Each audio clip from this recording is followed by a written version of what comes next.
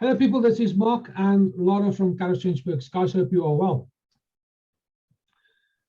From speaking to a friend of mine, Kay, we've been having a couple of discussions fairly recently regarding toxicity, corrosiveness, NPD, narcissistic personality disorder, Narc, and so on. Very wise and very clever man. Now, he was part of the reason why me and Lara discussed toxicity and corrosiveness in our previous video.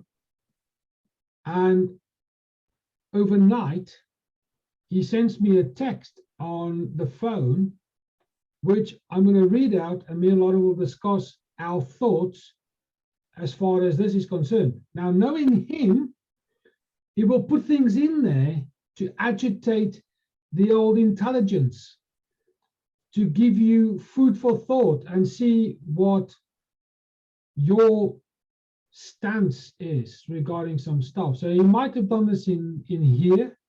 Nonetheless, let's discuss it, Lara. What do you think? And then also for you guys, comments in the comments box whilst you do all the other YouTube admin, please.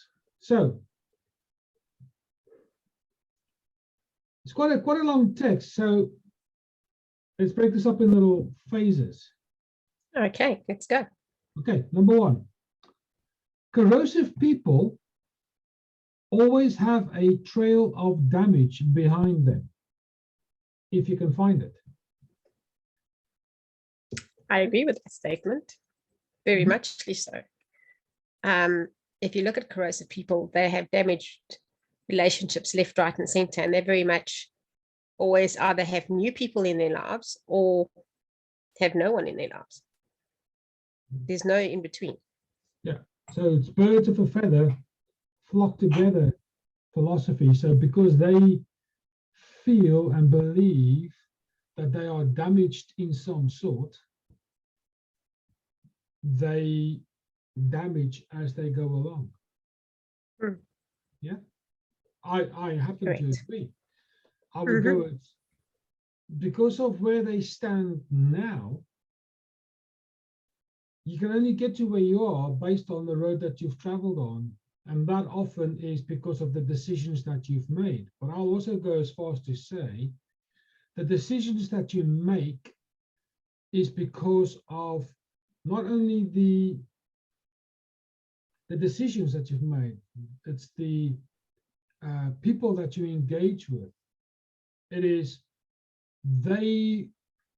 everything, the people, the choices, the routes that you take is based on what you believe, what you identify with, that's what you accept. Now, let's break that up a little bit. So if people have become corrosive, is that a choice or was that a destination? Or is that just part of the journey? Who knows? But maybe it's something that they believe as an adult based on what they've experienced in the past as they were growing up because of how they were treated or how they weren't treated by the peers, by the role models, and so on. And maybe let's pretend that that's the case, that they now think, well, I've been unjustly treated. I've been unfairly treated. I've been spoken to. I've been made to feel. I've been made to think. I've been made to believe. I am now going to pay back those by destroying others, by destroying myself, by wreaking havoc as a payback to my mom and my dad, my brother, my sister, my granny, the great-granddad, whatever the case might be. And it really seems to me that it is punishing the wrong people for the actions that the person themselves make based on the choices that were made whilst those individuals were growing up, in this case, parent and child. And it seems to be a little bit wonky to me why you would punish innocent people based on the guilty. Be corrosive or not, that doesn't make It does make a difference because it's all about the self, the ego. Correct. Okay. Totally agree. Now, the in brackets bit is if you can find it. Let's discuss that.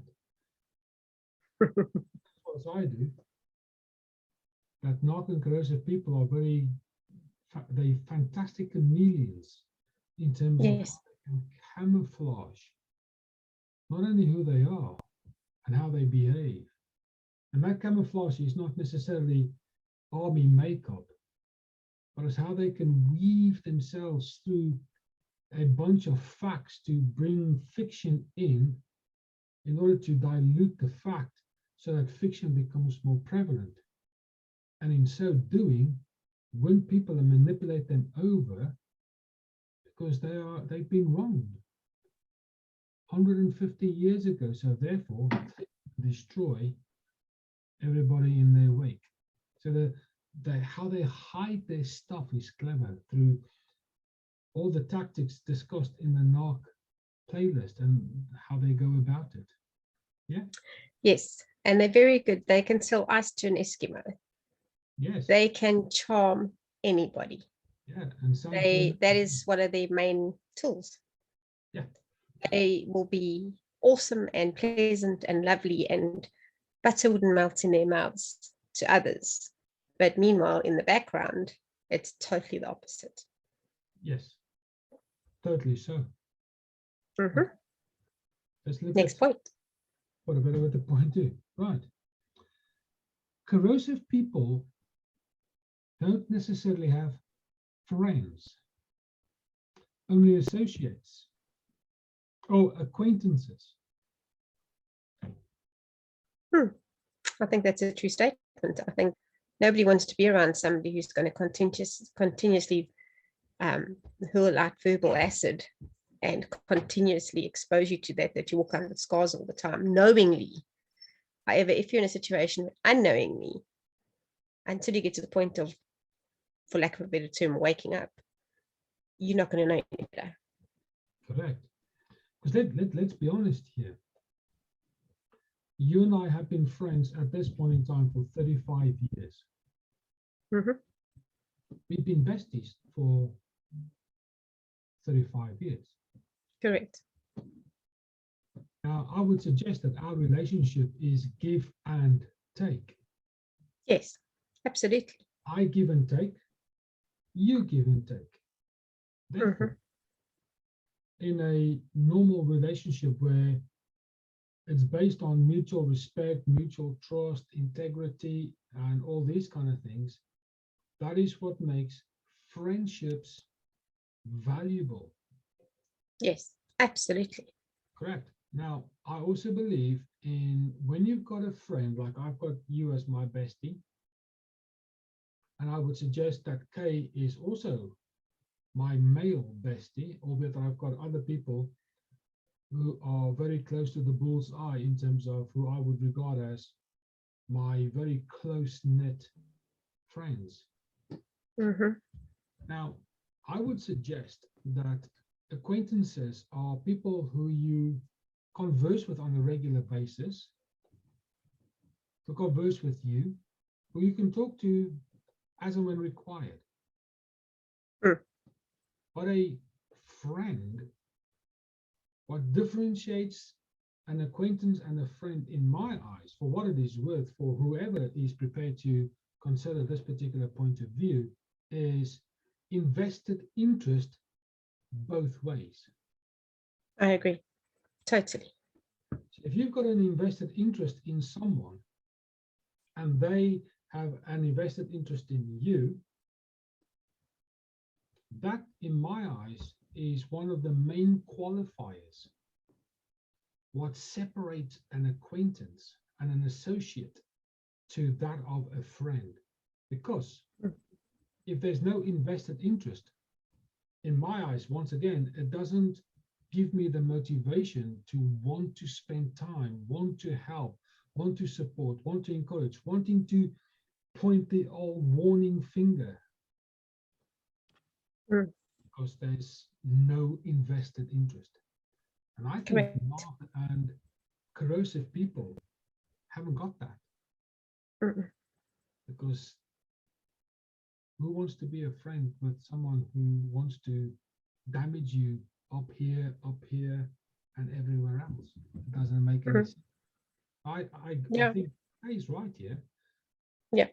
The best you could ever have as a narc or a corrosive individual is an acquaintance. Correct. So folks, And that is also, sorry, it's got a time limit as well. While you serve their purpose and their agenda, let's put it that way, it is only for that time. And after that, you'll be worth nothing to them anyway. spot on. Mhm. Spot on. Okay. Here comes another qualifier. The reason why they like acquaintances or they choose acquaintances is because of the following reason. Corrosive people seek out naive, vulnerable, and inexperienced people. True. When I consider, I mean, we come from South Africa, so a lion will always hunt for the babies, the elderly, the injured, the straggler, the one that's sick. Because he knows if he goes for the pack, chances are the pack will attack him or Yes. her. So therefore, why should the lion or the lioness put themselves in a place of danger when if they go for the little one that's just been born, or the 1-year-old, or the one who's elderly, hang on, they easy prey. Correct. And as cruel as nature is, I reckon it's a wild animal instinct that is inbred in a narc and corrosive people, because they look for the people that haven't got the awareness, the alertness. They haven't seen the tactics yet. So therefore, we are naive, we are inexperienced, and we might be vulnerable. So therefore, the narc will pinpoint the non-narc. And what you were saying in a previous video is 2 narcs will never coexist because they identify with the narc traits. Like you and I will always identify with each other because we've been through a lot together. We Yes. be besties for a long time. And because our spirits resonate, narcs also resonate, but just like a magnet has got a north and a south, you and I are a north and a south, and we are attracted to each other because our spirits resonate positively. But when you take 2 narcs together, it's like the same magnet, but instead of having a north-south connection, it's a north-north or a south-south connection, so they repel each other. Correct. And this is how Very it works. true. It Yes. is how it Totally works. agree with that. Yes. Okay. Point whatever. Corrosive people, just like narcs, are often leaders or people that have to be in charge, like a manager or a supervisor or something like this. What's your thoughts? I think so. I think it's very correct because maybe not all the time, but most of the time, because they need to be in control. They need to manage people. They need to manipulate and control. And it's all about me. So if they can take the glory, absolutely. Yeah, consider. Let's pretend that I'm a narc. You work in my little team. It means I can now bully, manipulate, harass, etc., from a position of authority, but it's my job. Yeah, it's a good excuse, isn't it? Yeah, I can get away with it. Correct. Hence, most narcs want to rise to the top because then they can be their natural self and no one can challenge them because they've got a label that says manager, director, CEO. Correct. Who are you to challenge me? I'm the supervisor. Look, I've got a badge to prove it. Under my name, it says shift manager. So who are you? Mm. So And yet not all managers or supervisors are Narcs. Before we get all this, you're saying everybody in leadership positions. No, we're not saying that. no. A large percentage of them, I would say, definitely. But there are a couple that are not Narcs, that are genuine people, that are people and deserve to be in those positions. Correct. The Narc's desire to be there is very strong, where most people, when the opportunity arises, they take opportunity. Yes. Okay. This is an interesting point that Kay points out. Corrosive people and Narc hate the strong. I would suggest this up here and here, not necessarily by Moscows, but they hate those who are strong people, strong characters, unless they find a way where the strong might be slightly vulnerable. And I mean vulnerable there, not as strong in one particular area, where they can weave their way in order to manipulate, because this is how they work. So they detest and hate those that are strong characters. Yes. Oh, I can relate to that. I'm a strong administrator and stuff like that, as you know, and I can be pretty strong-headed. But I was in a work environment about 3 years ago where I reported to somebody in the accounts department, and it was a personality clash from day one, but he was a Narc. And he couldn't handle that I would have my say, or I'd say to him, listen, and he would come down. He was very old school. No, I'm being disrespectful and blah, blah, blah. But at the end of the day, it was plain Narc, end. And he didn't like the fact that I had my say. correct. Why is this? Is it because they get challenged? Pretty much. So if they get challenged, they pull rank. Yes, they do. Because I've got a label that says I'm the supervisor. Absolutely. Interesting. Interesting. Next point. They always see, these corrosive Narc style people, they always see their twisted actions as deserved or justified. Very true. I'm sure people by now have started picking up that there are Narcs in their environment, and everything that they do is justified because they always play the victim card. They will always pull up childhood stuff or abuse or whatever, and they're the victim. So the rest of the world is wrong, and that's why they're justified in doing what they're doing. I've been hurt. I've been disappointed. Now it's your turn. I can't blame my actions today because of what I've been through.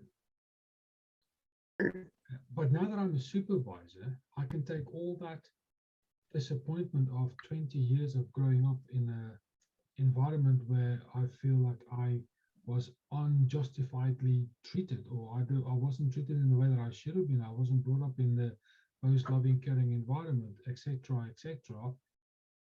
So now I'm going to take all that and take it out on you. And you can. So therefore, I'll be nasty to self-soothe. But it's okay, because I'm the boss. And you're not the boss. So I feel justified because I am now feeling better because I've made you feel worse. And you see, that's what I said the other day, where to become a Narc, it's a choice at the end of the day. Yes. Yes, I understand there are mitigating circumstances and childhood stuff and circumstances and what you experience, and that all molds you. I get that. But like now it becomes a choice where you decide to be the idiot. You decide to manipulate and control people because you've been wronged. That's a choice.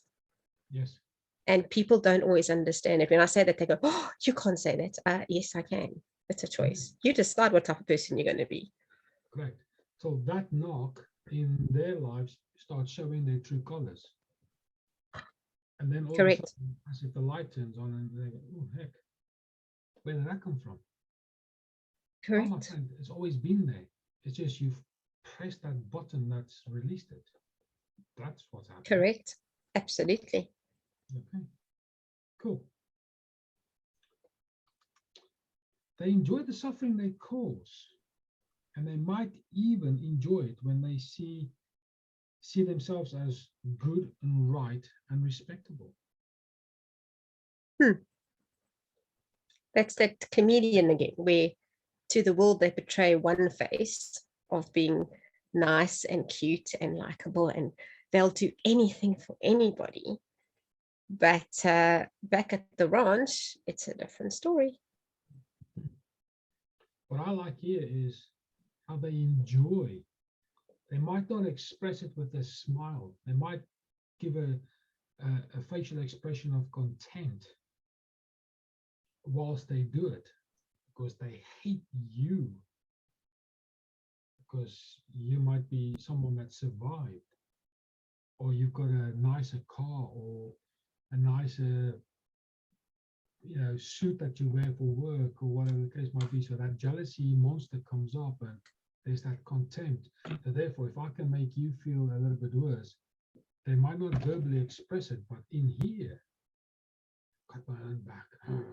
I've made them. Yeah. I've managed to gaslight them a little bit more. I've managed to triangulate them a little bit more.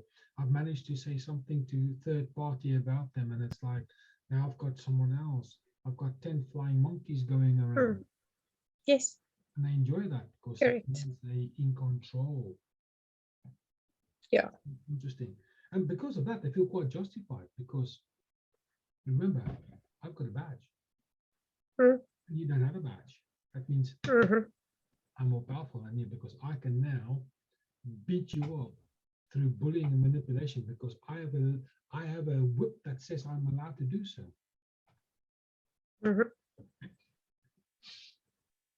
There's a couple more. Okay. They are not necessarily intelligent, but they can be. Okay, I don't agree with Kay on this. I think Narcs, corrosive people, are highly intelligent. To come up with the stuff they come up with, they have to be highly intelligent. I've never met anybody, whether they're corrosive or a Narc, that is not scheming or planning or always got a hidden agenda. They're one step ahead of you all the time. And that is why when you wake up to the reality of it and you start questioning things, you've always got to, and that's part of the trauma that's left behind. And people don't get that, is after you've come out of that, you and I've discussed it at length, where you don't trust people. You second guess people, everything they say and do, because that's what you live with 24/7. Because you have to look at everything from every angle, because you don't know what they're going to throw up in your face. Yes. So I don't totally agree with Kay there. I think they're highly intelligent. They hide it well. They hide it. They pretend to be your stupid blonde bimbo or the idiot in the room, but they're the cleverest person in the room. Let me tell you that right now. Yes. Intelligence and cleverness is not necessarily the same thing. No, I hear you. Intelligent people are pretty dim. And I've met some Yes. dim people who are switched on here. No, I hear what you say. The label of intelligent and clever might need to be discussed. They're very you're right, they scheme, and they're very deliberate in how they go about it, because they've learned in the school of life how to manipulate and learn from others, making them very clever. Correct. Yes. Right.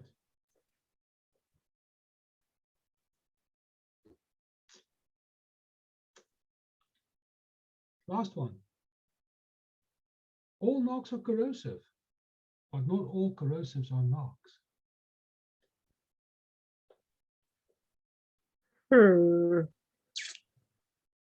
Yes and no.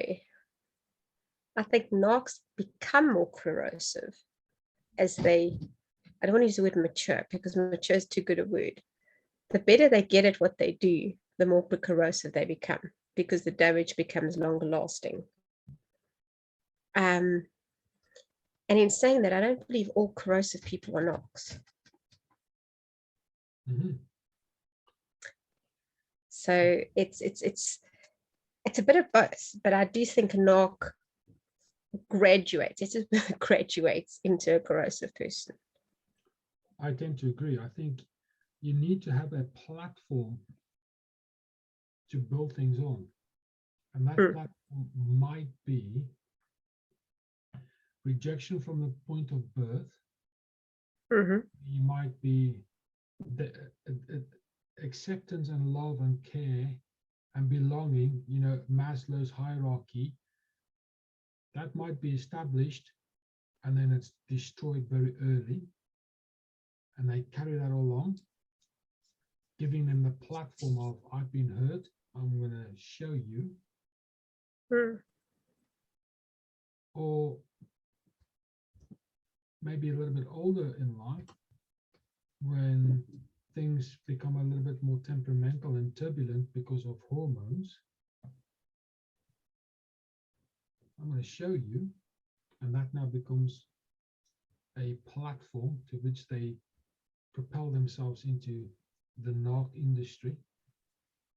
Or it could be an event that might have taken place. So you're stable and all this, and an event takes place that says, "Whoa, what a reality!" And that shifts your mindset from being okay to, wait till I get that back. I'm going to sort them out. Like something happened in my life when I was very young. I was like, really? Boom.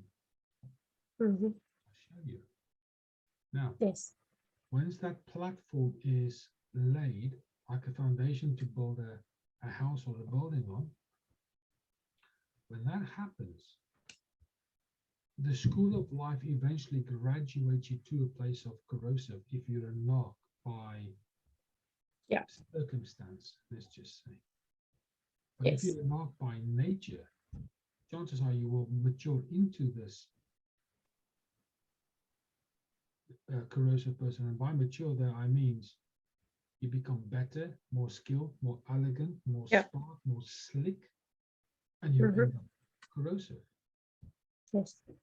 Where if you become Narc on the basis of circumstance, to then grow into corrosive is less likely, not impossible, but less likely to end up there. You might pause and stop at the place of Narc. But if you Narc here and you Narc here, by default, I think corrosiveness is where you will end up irrespective of what happens. Because there's always a maturing, there's always a graduation that takes place. You can't become corrosive and then decrease in your intensity to become Narc, and then decrease the intensity to become, dare I say, a non-Narc. Wine always matures to something better, but vinegar can never do that. So I think people don't start off as vinegar. I think they start off as wine maturing. Narc start off as wine maturing. In order to get vinegar, it's a different process with a different element. Therefore, you get a different result. Correct. I think if you are corrosive, if you look back, for those who have awareness, they will see that there was a Narc trait somewhere along the line. MPD must have been around there somewhere. You can patch through all the fluff that they throw at you. And then you realize that Genesis has always been there, Narc. And if you dig deeper, you will find that in that instigating event, I was told I was fat when I was 3. I was told I was ugly, stupid. I never felt like I belonged.